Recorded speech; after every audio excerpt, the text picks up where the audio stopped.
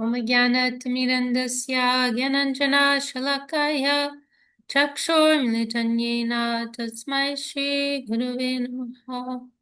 Dandavat pranams to the assembled Vaishnavas, our august assembly. So we are continuing with our study and discussion of Śrī Upadeśāmṛta by Śrīla Rupa Goswami Prabhu. And we have come to verse number 8.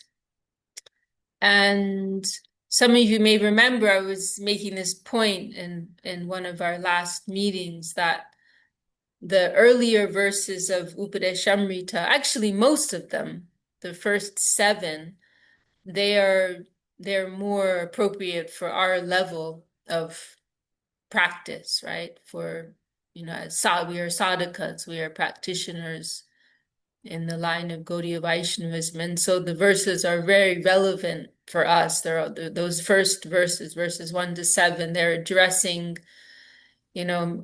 all of the important issues we can say that we face in our life of practicing devotion. And now in this verse 8, so then the final verses 8 to 11, there's a shift where there's a process of development taking place, right? That's one of the things that's very wonderful about Upadeśāmṛta. There are stages of development that are being discussed. And so, the idea with ourselves that ultimately we will make substantial progress, right? That's what our gurus are hoping and giving us the tools to do, right? To actually move forward. And so these verses are describing that. And so in verse number 8, there's a shift describing, now a certain stage of purification has been reached, and the practitioner is moving into a deeper level of connection and realization.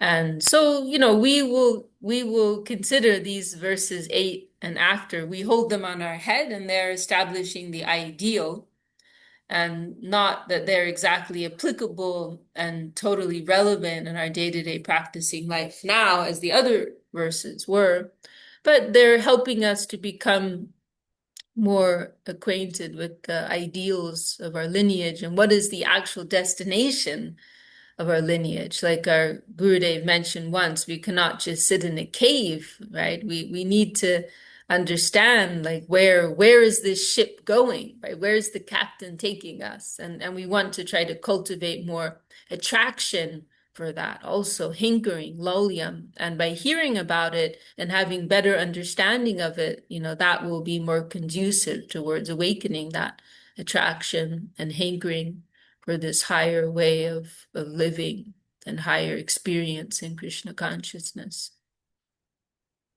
So here we are, verse number 8. Tanama rupa charitari sukirtananu smrityo kramena rasana manasi niyojya chishtan varjet ranuragi jananugami kalam nayed akilam edupadesha saram. Engage the tongue and mind in the gradual process of complete glorification and constant remembrance of Krishna's names, forms, pastimes, and so forth. Reside in Braja and spend all your time as a follower of those who have deep attachment to Krishna. This is the essence of all instruction. So full absorption, right, of every faculty of our existence in the remembrance, service, glorification of Sri Krishna in all of his aspects, and to reside in Sri Vrindavan Dham.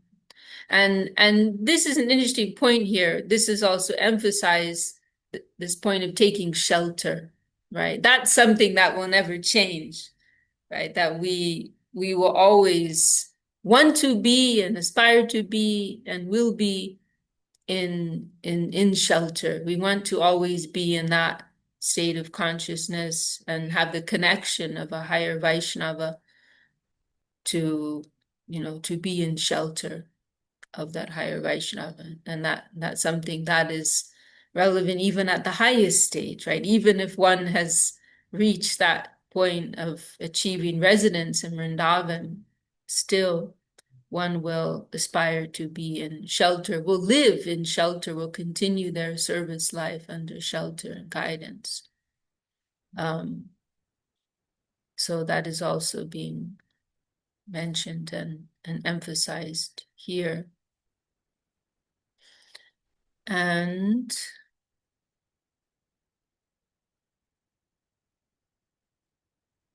and here also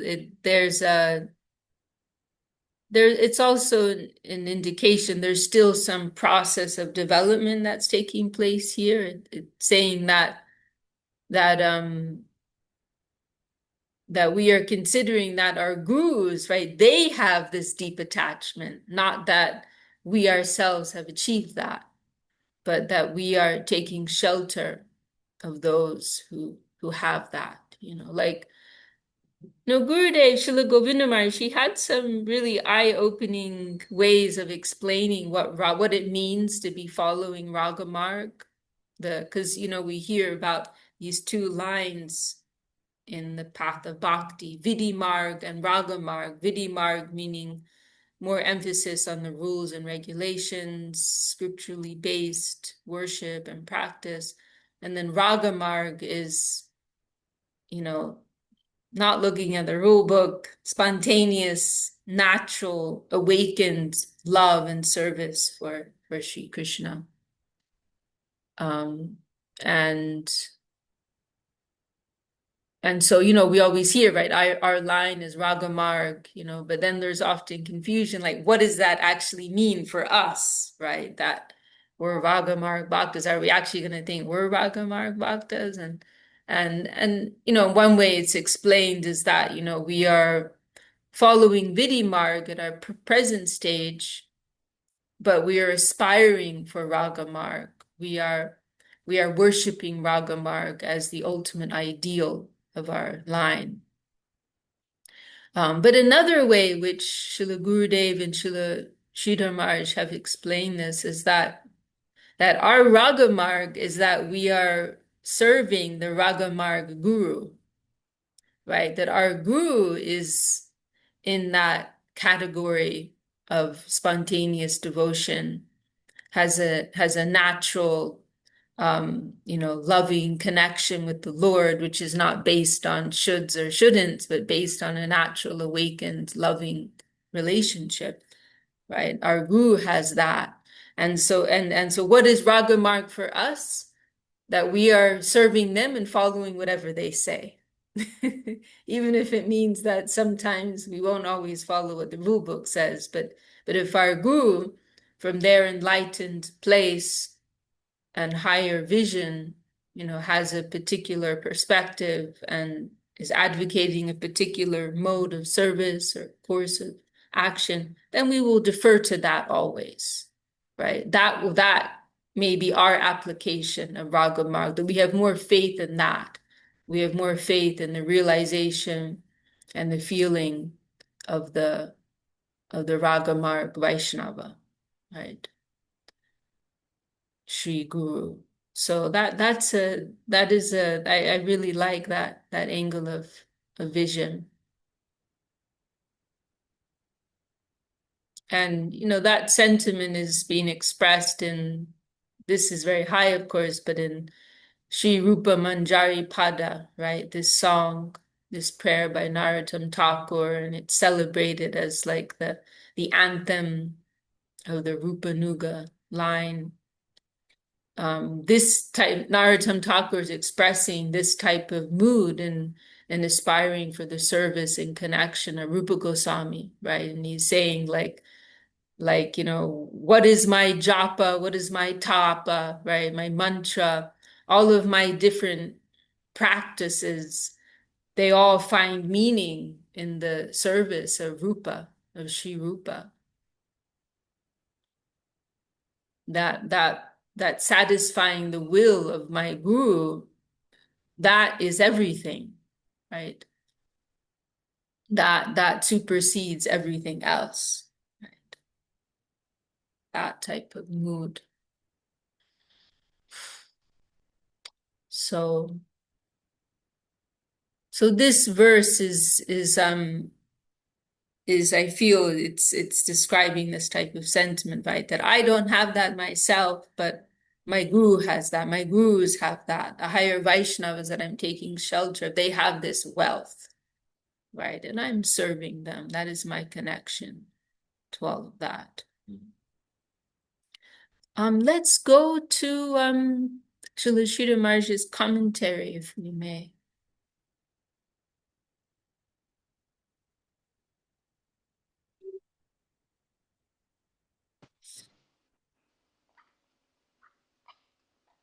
Okay, here we are. And welcome, Chaitanya Doya has just joined us. Okay, so here we are, Śrī Śrī Maharaj's illumination of verse number 8. Bhakti is its own cause. Nothing else causes it. Bhaktya sanjataya bhaktya. Very beautiful line from Srimad Bhagavatam. Bhakti is awakened from bhakti, right? So, in other words, we get, well, there are different ways of explaining this verse, right? But we get bhakti from those who have bhakti. That is one way of understanding. But let's go back here. The nirgun comes from nirgun, and nothing sagun can produce anything nirgun. To be nirgun means to be beyond the gunas, and the gunas, sattva, rajas, and tamas, goodness, passion, ignorance, are 3 types of disease. They cannot produce health. So I think everyone here pretty much understands all these terms, but maybe just in case 1 or 2 aren't clear. This is, quite an important point to understand this distinction between nirguna and saguna, right? So saguna literally means with qualities, right? And here gunas is referring to the material qualities, material energies, or material modes of nature, as they're sometimes referred to. So in other words, anything coming from the mundane plane, and specifically these 3 energies of sattva, rajas, and tamas, right? Goodness, passion, and ignorance, right? Widely discussed in Bhagavad Gita. But then nirguna literally means without gunas, without qualities or mundane qualities. That is of a different category. That is referring to the transcendental plane. So nirguna, simply put, is referring to the eternal world, what is coming from the eternal world and the Lord's connection. And saguna means what is coming from this worldly plane and the worldly connection. And it can get a little tricky in the sense that sattva, right, goodness appears very good, right? And that's kind of a point of what can be, challenging in our spiritual practice at times, right? Distinguishing between what is mode of goodness and what is beyond that, what is of the nirguna plane, and knowing how to properly position these 2 things, right? That we don't want the mode of goodness to become like a motivating factor in our spiritual life of practice. We want the mode of goodness to be like a platform that gives us support, but that's not the main substance. We don't want our spiritual life to become about that, right? So that can sometimes be a bit of a stumbling block. So as Śrī Śrī Maharaj is saying here, there are 3 types of disease, right? So you could say sattva gun, the mode of goodness, is less diseased, but it's still some element of disease because it's still self-centered, right? It's not necessarily in the interest of the Lord, right? So it's still an abnormal condition to be in if the Lord's connection and interest is not there. So going back here, so these are 3 types of disease. They cannot produce health. As only removing a disease brings about health proper, so we must think that to be nirguna is the healthy condition, and to be saguna is a diseased condition which must be cured. Suppose one is in a diseased state of delirium. Someone from the sober section must come to help them and begin their treatment. Those that are in misconception cannot help someone find the proper conception. That must come from the world of proper conception. So first there is Sukriti, and Sukriti is of 2 types, agyata, unconsciously acquired, and gyata, consciously acquired. As we are, so Sukriti, right, referring to this, well, sometimes referred to as like our spiritual bank account, right? Our good fortune, spiritual good fortune, initially developed unknowingly, right? By unknowingly rendering service to the Nirguna plane or to the Vaishnava. And then as we develop, then it becomes consciously developed, Gyata, so Gyata Sukriti.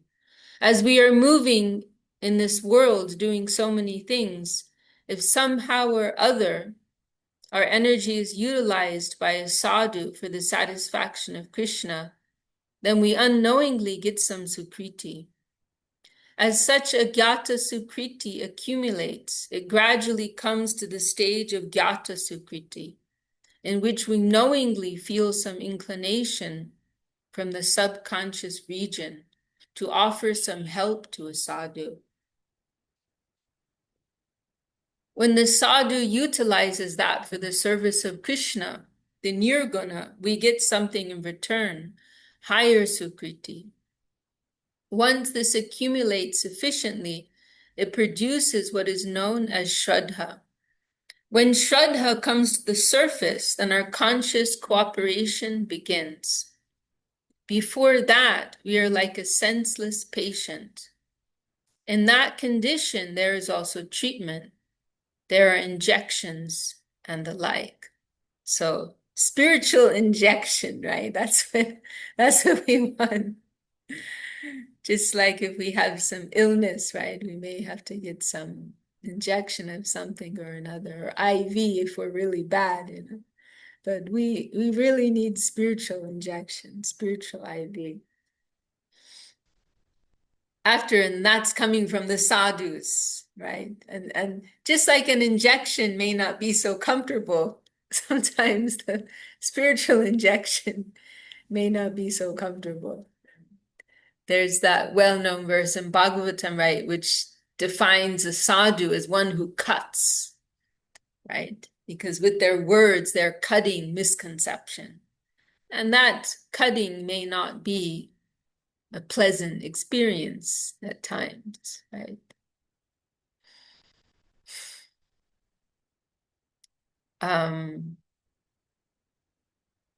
After such treatment, when the consciousness of the patient awakens, then the patient cooperates with the doctor and the treatment goes on.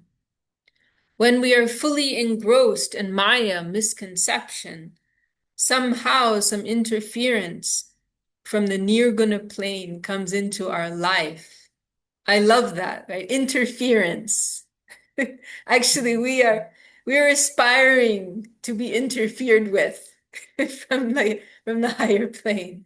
That's mercy, right? And if we aren't being interrupted, right? If our karmic flow is not being interrupted, or the flow of our worldly desires is not being interrupted, then we have to think we're in trouble, right? So, or intervention, right? Sometimes that word is used, right? An intervention. So we're aspiring for that, an intervention, and some interference, an interruption of our own self coming from the higher plane. That is our greatest benefit, greatest fortune, to receive that. We're always hoping for that, right? And sometimes I think of that uh that pastime, right, with the cowherd boys. Srila Gurudev, he discusses this point that the cowherd boys, when this is in connection with the spirit of confidence and the Lord's protection, right? And he gives this example that when the cowherd, and perhaps Bhaktivinoda Thakur also mentions this in his song, that Atma Samarpane Gela Abhiman, perhaps there too. The cowherd boys, there are certain moments in the Leela where, strange things are happening. They don't know what's going on, but they have this fearlessness about them because they're confident Krishna will protect us, right?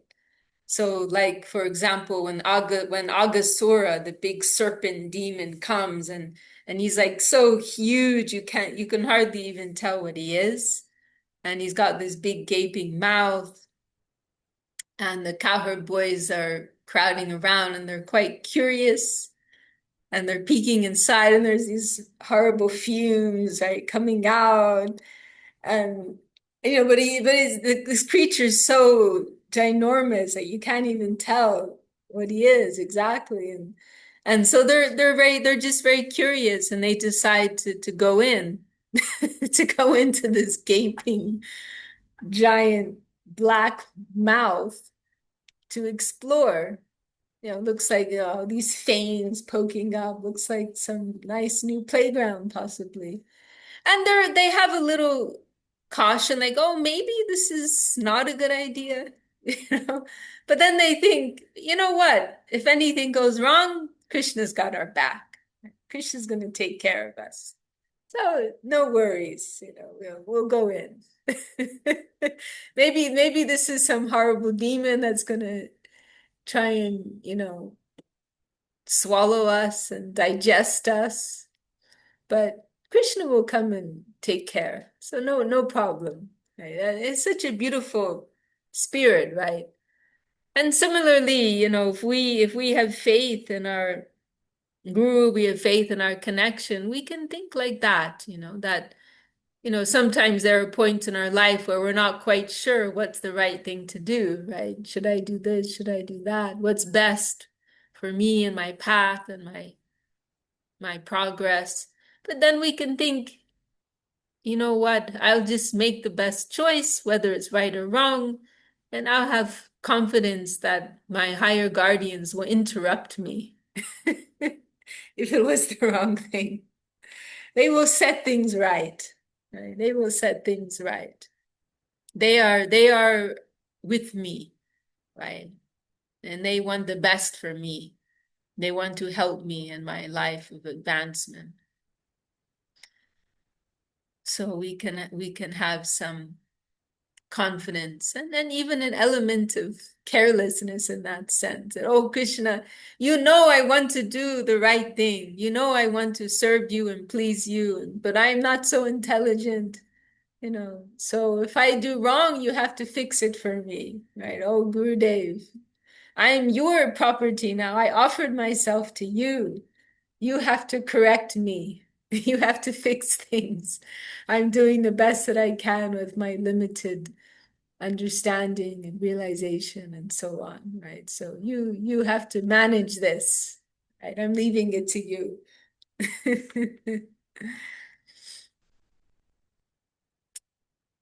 When we are fully engrossed in Maya misconception, somehow some interference from the Nirguna plane comes into our life, and our energy is utilized by the sadhus in some way, right? And this is a really significant point, right? Because this is the mercy of our guardians, and this is the whole significance of what Srila Bhaktisiddhanta Saraswati did, right? Saraswati Thakur came into this world and established this new way of doing things, right? Institutionalizing Gaudiya Vaishnavism. This was not the conventional way that Vedic knowledge was conveyed in India traditionally. But Saraswati Thakur did that because he was creating service opportunity. He was creating a connection, creating ways by which the energy of ordinary souls like ourselves can be engaged, right?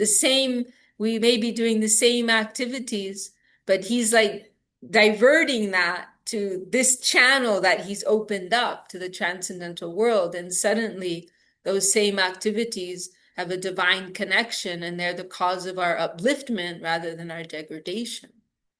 So this is the mercy of our gurus, right? And in that line, from Srila Saraswati Thakur, our more modern acharyas, they're continuing with that same mission, opening this channel to divinity so that our energy can be utilized and connected with the transcendental world.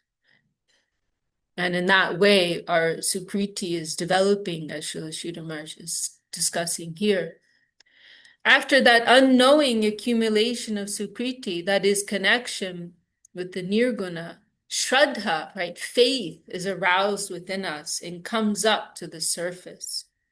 Then conscious movement towards God is begun.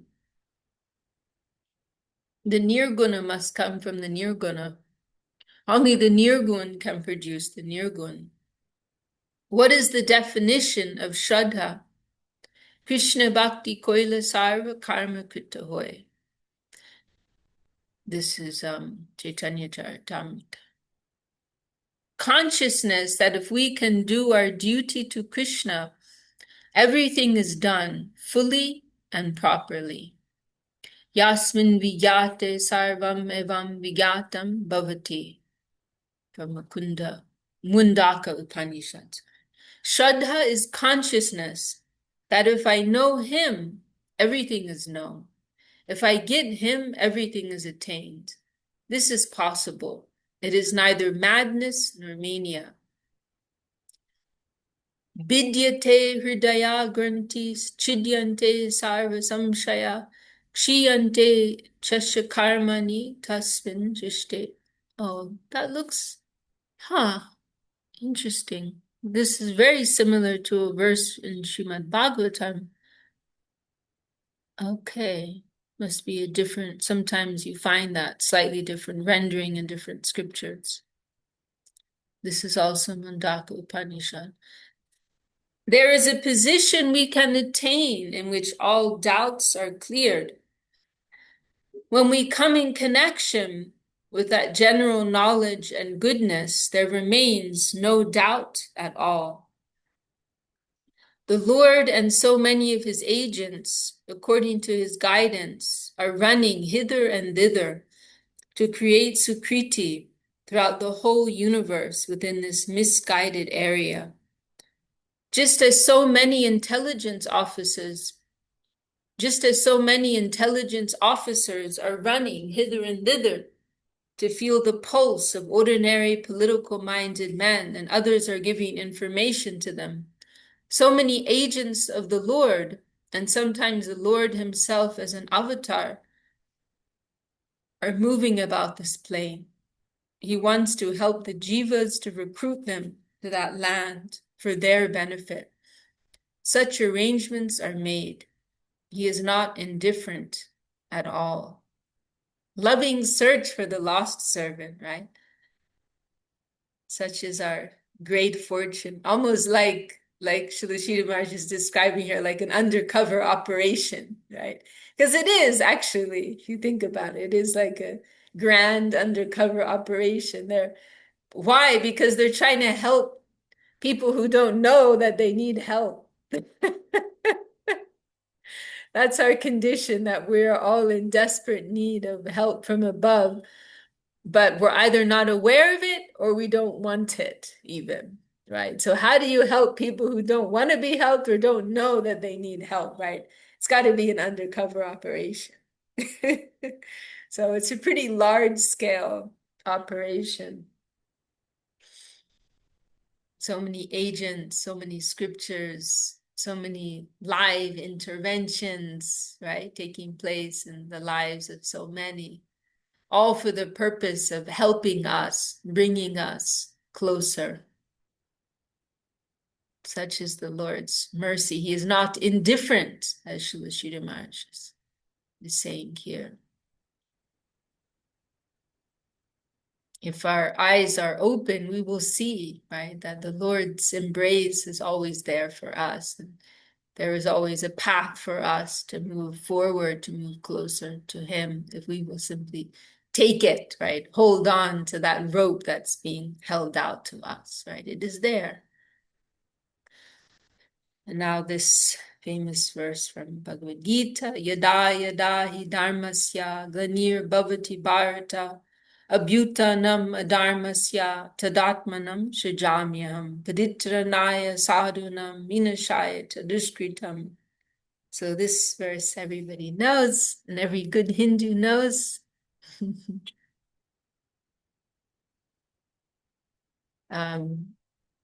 He is so, okay, so for those who aren't familiar with that verse, it's describing how the Lord is continually descending into this world, right? Whenever there's an decline of religion and an uprising of irreligion, the Lord appears to set things right, right? Very well-known verse. He is not totally indifferent to this world, but he does not interfere. Right? There's a difference. He does not like to interfere with the free will of the jiva. He tries to provide for them so that through their own independent movement and thought, they can acquire sukriti. Our accumulated sukriti creates shraddha. And when shraddha comes, then we have faith that if we can get the one, everything can be attained. Then we go to such a person who has left everything here and is trying somehow or other to engage in a higher culture and to distribute that also in this world. We go and listen for some time, and then when we are satisfied, we surrender ourselves at their feet. Then begins the 5 stages of spiritual life proper: inquiry, shravandasha; acceptance, varandasha; temporary duty, sadhana dasha; to be established in one's own post of service, apandasha; and then to be harmonized totally with the center, prapandasha. So these stages, they're not so well known, right? There are other stages which are discussed more widely in Gaudiya Vaishnava dialogue. These, I'm not sure what the exact source is, but I've seen Śrīla Śrīla Maharaj mention them in a few places. Chaitanya Doya, please, you have your hand raised.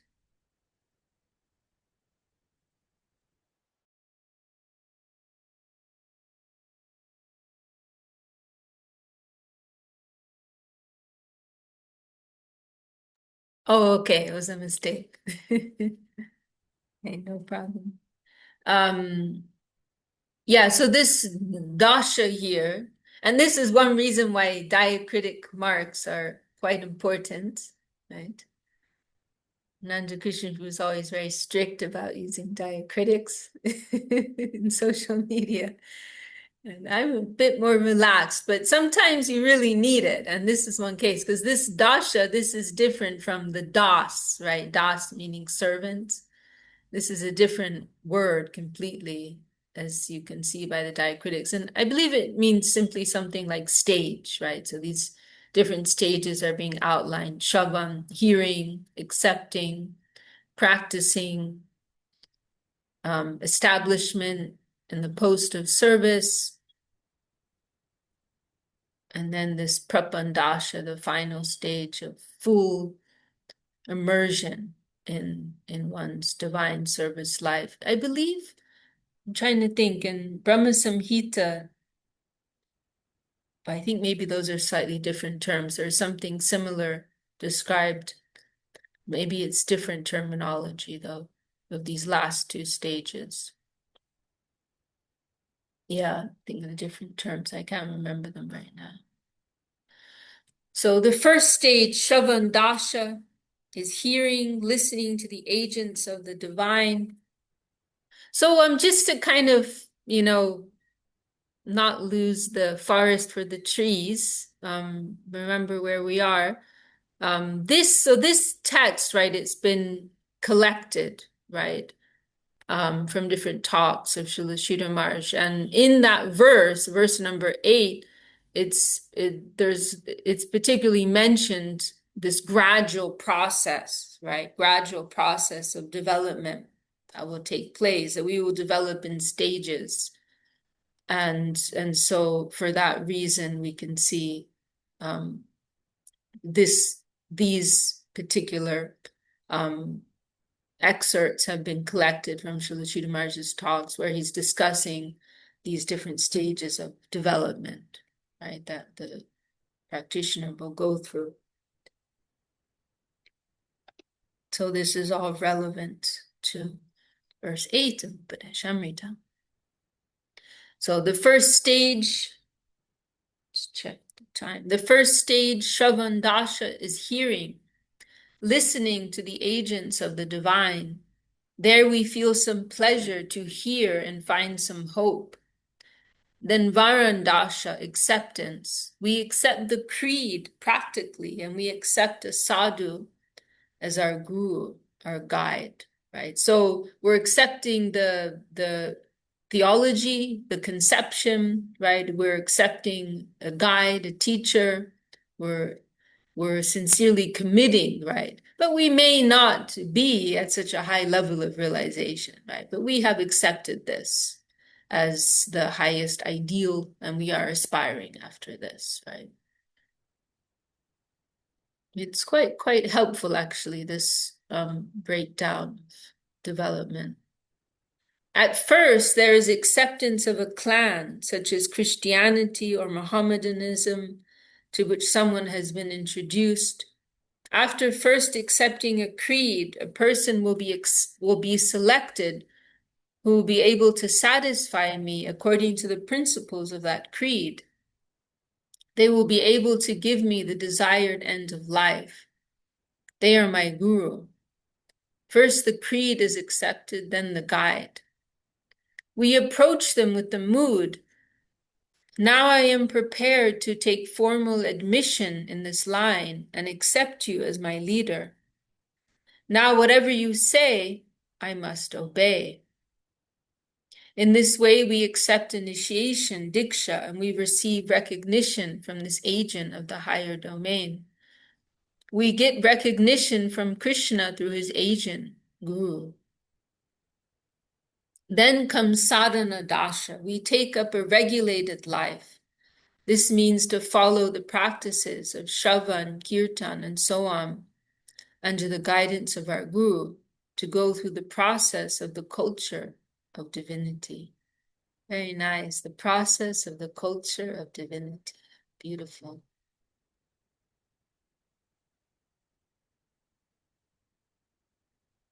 By following that, we shall gain some realization and attain a tangible position. Yes, I feel that what was in the words and propaganda is now in my heart. My heart feels its touch. That stage is called Upandasha, self-realization, self-determination, and Sarup Siddhi. Right? That's the term actually that's mentioned in Brahma Samhita, Sarup Siddhi. Sarup Siddhi, right, and then Vastu Siddhi, Śrī Śrī Upadeśāmṛta mentioned. Sarup Siddhi is when one has achieved perfection within one's own self. And then Vastu Siddhi, one is situated within an active, dynamic plane of service. And that equates here with Prapandasha. So, okay.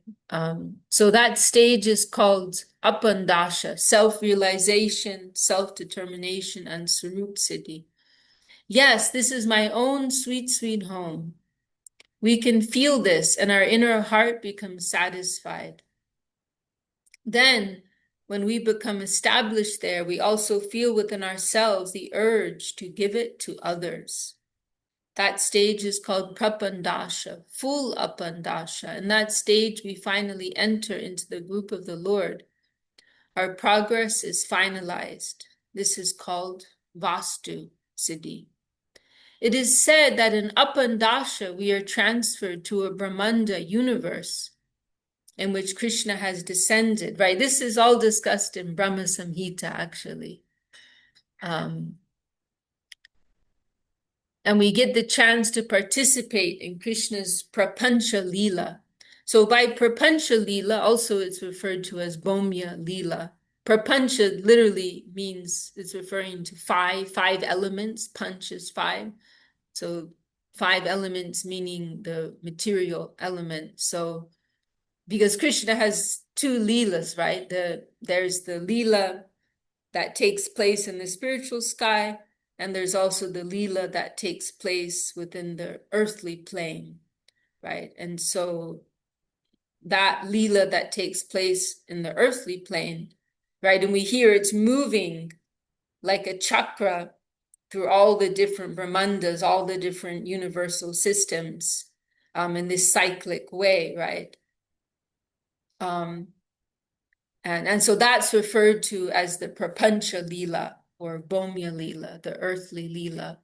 And so this is discussed further in Brahma Samhita, what Śrīla Śrī Maharaj is explaining here, right? That this can be kind of like I don't know, maybe you could call it an internship, like an internship where first a soul will have entrance into the Bhaumya Leela, and then they'll have entrance into the Leela in the spiritual sky.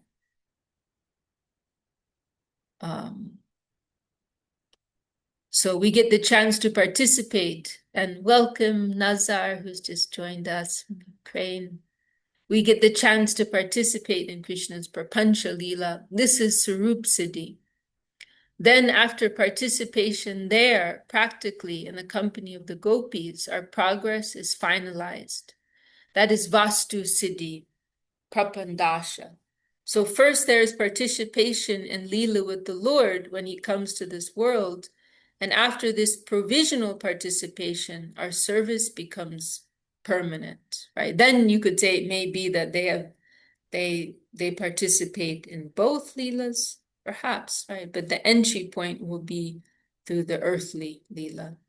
Anyhow, these are all very high topics.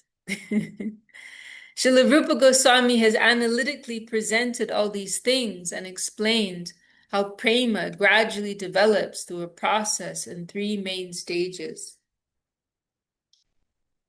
sadhana bhakti, bhava bhakti, and prema bhakti. Right? Sadhana bhakti referring to the practicing stage, right? And then gradually developing these higher stages. We should not omit any step. If one step is omitted, then a gap will remain within us. We must closely follow the gradual process. Sometimes pratishta, ambition to get to the top very quickly, may encourage us to omit steps in between, but that will be regretted afterwards. That's a quite a serious point, you know, and I'm reminded, I heard this from Devashish Prabhu, right? And it was some devotees who they had previously taken initiation in a Sahajiya line, right? And by Sahajiya, I mean a group that has some imitation practices, right? Of jumping, they have different things they do, of like imagining they're participating in the Leela of the Lord. And, and once that we can say is an example of omitting steps, what Śrīla Śrī Maharaj is mentioning here. And the problem is, like, if you do that, then it's hard to undo that, right? It will spoil your your development, because you've prematurely jumped to something that you're not ready to understand, that you haven't realized, right? And Devashish Prabhu, he told me this story of that. This was in Russia, some devotees who they had taken initiation in some lineage like that, right? And they'd participated in some of these types of practices and meditation. And they came to Srila Govinda Maharaj and they asked him for shelter. But our Gurudev, he did not feel that he was able to to to help them. He didn't feel that he could take that type of responsibility on, and he didn't accept them. And later on, Devi Shishru asked our Gurudev, like, oh, you could have helped them, Gurudev. Like, why didn't you accept them? And our Gurudev said, he said, once someone has fallen into the black hole of Prakrita Sahajism, that it's very difficult to get out. It's very difficult to get out, right? And that was Srila Govinda Maharaj's feeling. And you could also say that was out of his own humility. I saw in other cases he was cautious to accept persons from particular backgrounds because he didn't feel that he could digest the weight of what they were carrying. And it may be in the case of another Vaishnava Guru that they may take such a case on. But that was our Gurudev's very cautious feeling, that, and really emphasizing the seriousness of such a thing, that once someone has been involved in that, then it is very difficult to overcome it, right? And so Srila Sridhar Maharaj has mentioned here that is something that will be regretted afterwards, right? If you jump too far ahead into something that you're not ready for, you will regret that afterwards, and that will be injurious to your progress. So these things, they must happen at the proper time and under the guidance of the proper Vaishnava. We do not want to be too eager, too quick, right? But when the time is right, then we will know the time is right. It's just like that example is given. When a woman is going to give birth, she knows, right? It's time to give birth. She doesn't need someone to come and tell her, oh, okay, ma'am, now it's time for you to give birth. Oh, okay. No, she will know, or like when you're hungry and you need to eat, you don't need someone to come and tell you, oh, you're hungry and it's time to eat, right? But your stomach will tell you that. Right. So the mood of the sincere practitioners is that they're holding back, right? And let Krishna search after us. Let the Lord and the higher devotees pull us up into a higher plane of service and realization. We don't want to push our way in, right? Artificially. But when the time is right, the time is right, and nothing will be able to stop that. Just like when that baby needs to come out, it's going to come out, right? Nothing can stop it. So we are careful, right? Our progress must be solid, not hollow. Whatever we have to do, we must finish it perfectly. Then we will go up. We have to pass through all these stages very cleverly and very sincerely. Then we will find that it is reality. Otherwise, it may remain only in the realm of imagination, and we won't get any strength within thereby. Also, some may come and try to push us from our position, but we should not let anyone shake us or push us out of our position. So different temptations, right? Different attractions, right? There's a bit of an obstacle course ahead of us, and different things will come to ultimately it's for the purpose of testing us and solidifying our purity of purpose, right? And our focus on what the actual goal is. Bhukti Mukti, this famous verse from Rupa Goswami, Bhukti Mukti Spriya Javat Pishachi Hridivartate Tavad Bhakti Sukhasya Cha Katam Abhyudayo Bhavat. The desire for enjoyment, bhukti, and the desire for liberation, mukti, are compared to ghosts. How can we dare to express that bhakti, the real touch of Krishna, is descending into our hearts when these demons are there? The noble lady of devotion will come there to sit on the same bench as these demons. Right? We are inviting this very noble queen into the quarters of our heart. Right? We have to offer her a dignified sitting place. Right?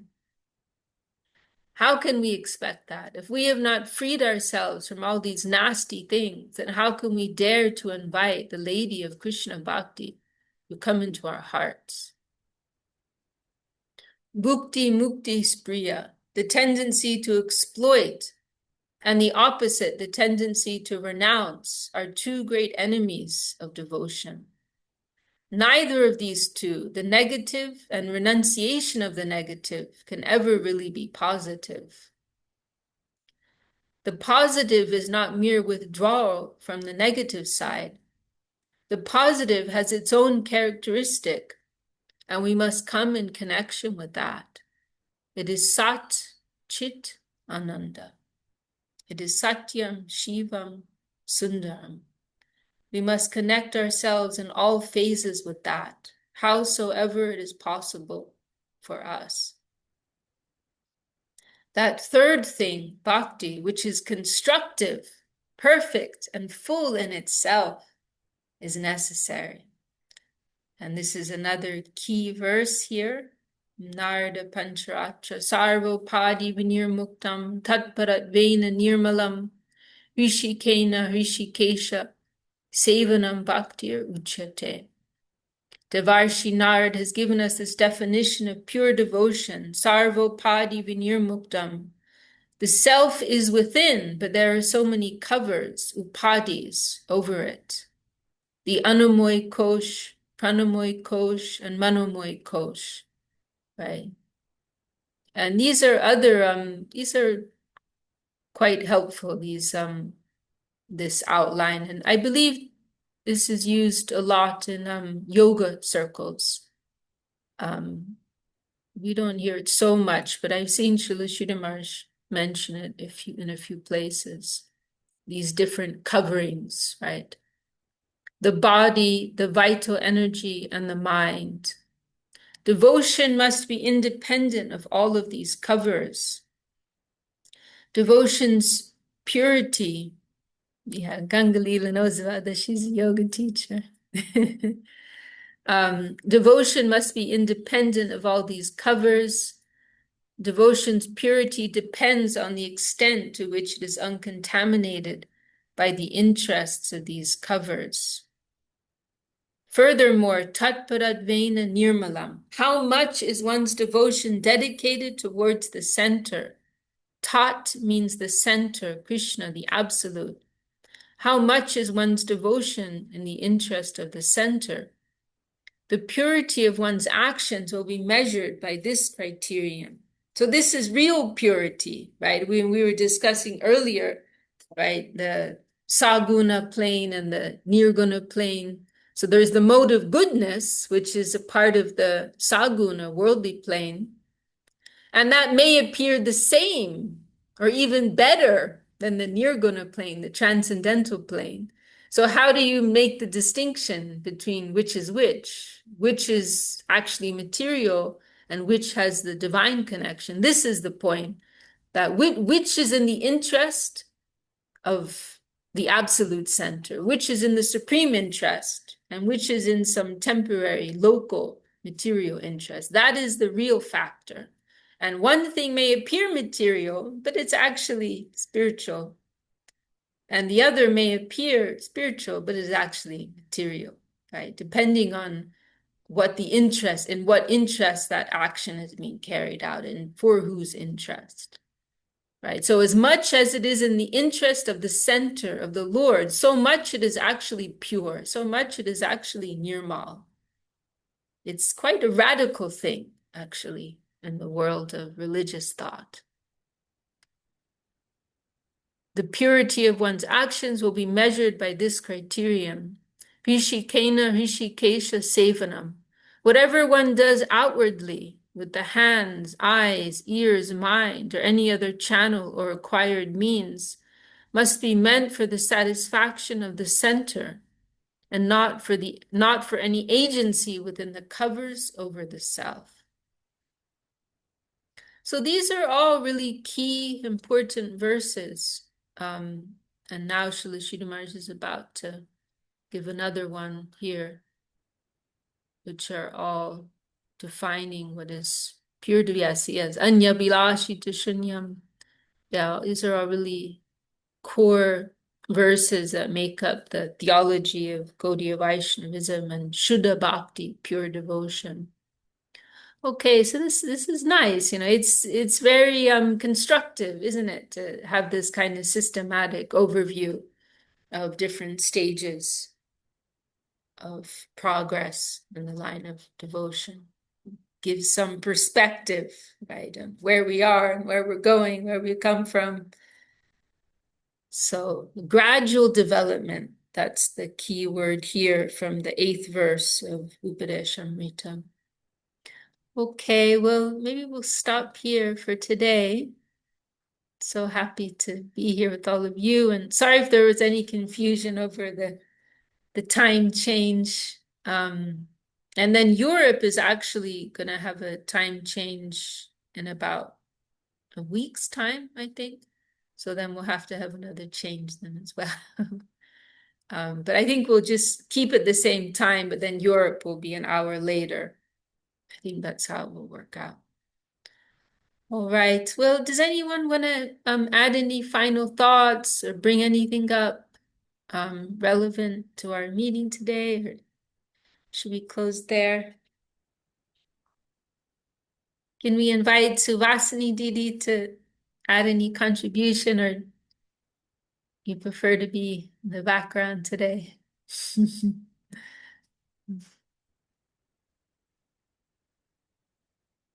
Good to see your smile. That's a good sign.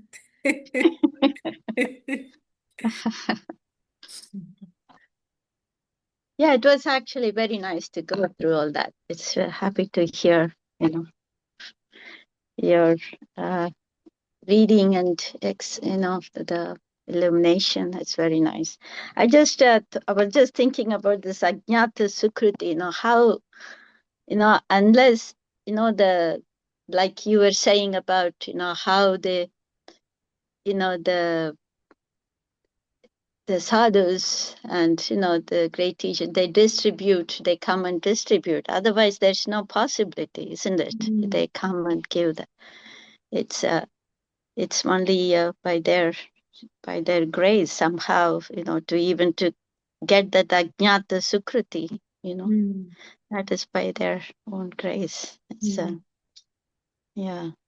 I was remembering this story about the Bhaktisiddhanta Saraswati when he was actually, when they were collecting for the Gaudiya Math, the Bagh Bazaar Gaudiya Math, and some, they have to collect so much funds for that, and so the devotees are going for collection, and there is this one person, is it Jagabandhu? Jagabandhu Bhakti Ranjan, yeah. Yeah, he was giving the whole money, right? He was contributing the whole money. I don't know, remember exactly. The amount is 3 lakhs or something like that. At that time, it was such a big money. So he was ready to give that money, and the devotees were very happy, and they came to Bhaktisiddhanta Saraswati Thakur and said, wow, problem solved, he's going to give the money and everything. But Prabhupada Bhaktisiddhanta Saraswati was not happy. And he said, if you go and collect 1 rupee from 3 lakhs people, you could have given that Sukriti. Of course, he was happy with Jagbandhu Prabhu, he was such a great personality, but he was giving this, if you you could have given the Sukriti to 3 lakhs people. So that was like thinking about this Ajnata Sukriti to give that. Yeah. Yeah, that's the perfect example of that. Because Yeah. actually, like, they don't need our money or our energy or our time, or so they don't need any of that. But it's their mercy to give us that opportunity, isn't it? Yeah. So he doesn't want to, he could easily receive that from one person. The Lord can give that to him, but he wants, he wants his disciples to go out and collect that, right? It's a lot more difficult, but the whole point is to give that service connection to others. Exactly. Yeah. Yeah. Very nice example. That was, yeah. Otherwise, it's not the mercy. Only by that mercy we all get something. It's, I think, I'm just thinking about, they're so merciful to give that connection somehow. Yeah. And also, by the way, this, you are going through that, the Shravan Dasha, Varan Dasha, like that. This Dasha, I just looked it up. It's actually Okay. like situation or Okay. condition. Shravan Dasha, this is the, like this situation, this condition, or that stage. They, Guru Maharaj calls that stage. Okay. So, Okay. Do you yeah. know where that outline comes from originally? No, I don't know. But Okay. I've heard this in some other place also, the Mm, different types. mm. I don't know where, but somehow, Yeah, it's somewhere. very helpful. It's very, Yes, very helpful. Yeah. mm. Yeah. Anyway. Oh, astrology, Ganga Leela saying that. Mm.